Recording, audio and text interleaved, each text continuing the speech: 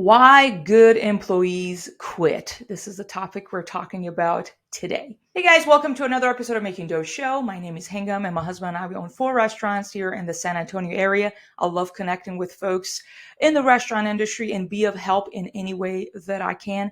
And I get to answer Johnny's question today that he left on our website at www.makingdoughtshow.com. And he wanted to know why some of his good employees are quitting.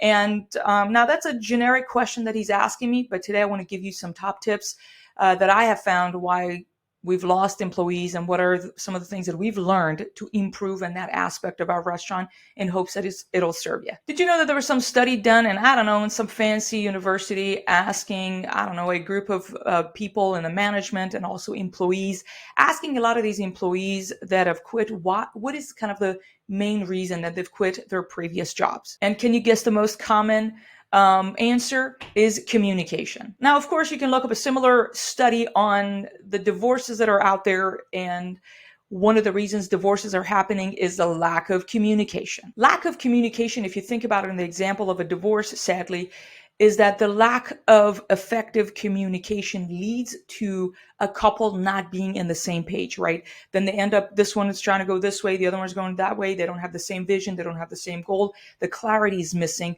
And that is because of that lack of communication. Very similar thing is happening in our businesses. And the truth is, there is plenty of communication that goes on in many businesses.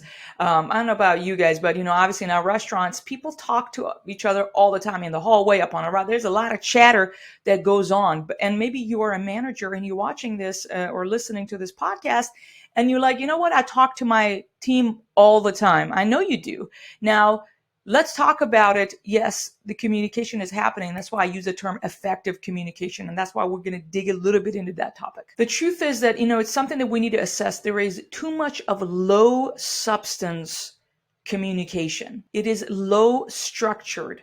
It is on the spot. And a lot of times it's a chatter about the day, about the traffic, about something funny, about a TV show that has no substance. It has no depth, and sadly will not accomplish anything in light of what we're talking about. It will not lead to a team member improving their performance. That's why we need to kind of shift our focus a little bit in increasing the frequency of the communication that we're having with our team and make it structured and high substance one-on-one meeting. That must be documented. Because when something is documented, when you sit down as a manager with a team member in the dining room for a check-in, it could be 5 minutes, it could be 10 minutes, and you have a piece of paper with you and a pen, it makes it official. It shows that you genuinely care. I'm ready to listen. I'm ready to give you feedback. In fact, a lot of times when we meet with our team, we ask them to grab a piece of paper so they are able to document and write stuff down. I've honestly found out there is no other way but this, which is effective one-on-ones with your team as a manager.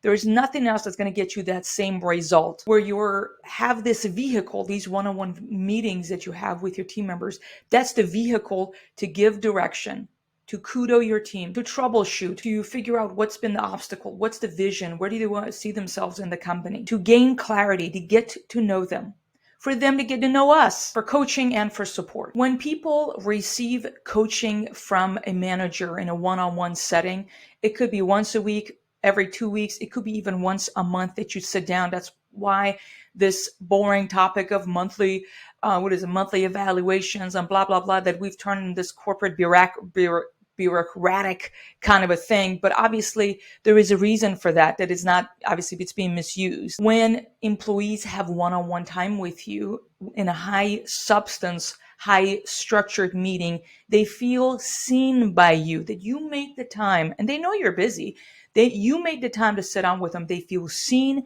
they feel valued, they feel appreciated. Ding, ding, ding, ding, ding. It's a lot of times people quit because they're like, I don't feel appreciated. And when you ask them, well, how can I make you feel appreciated?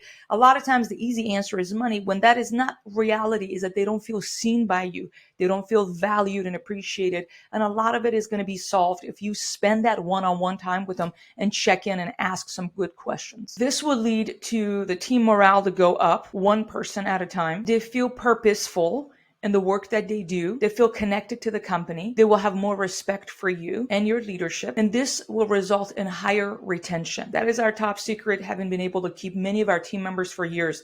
Now, granted, you will always have a percentage of your team. I don't know what percentage that's going to be, especially in the restaurant industry. This may not be their career. You're going to have summer team members. You're going to have people who are just here for part-time for holidays, or high schoolers. That is fine. A percentage of them will always quit, but we've been able to keep a large percentage of our team because we've been able to have those high structured, high substance meetings documented with our team.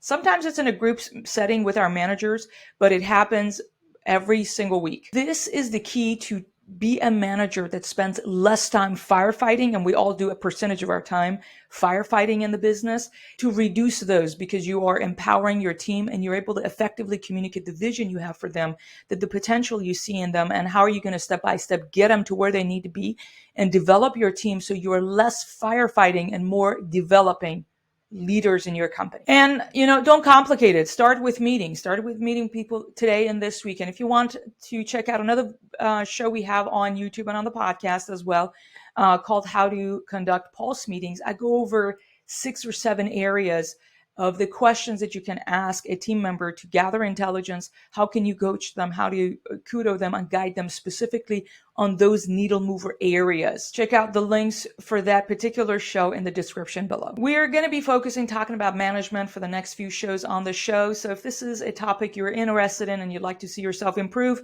be sure to subscribe to this show. And now with that, let's get back to work and make some dough. Thank you. Bye-bye.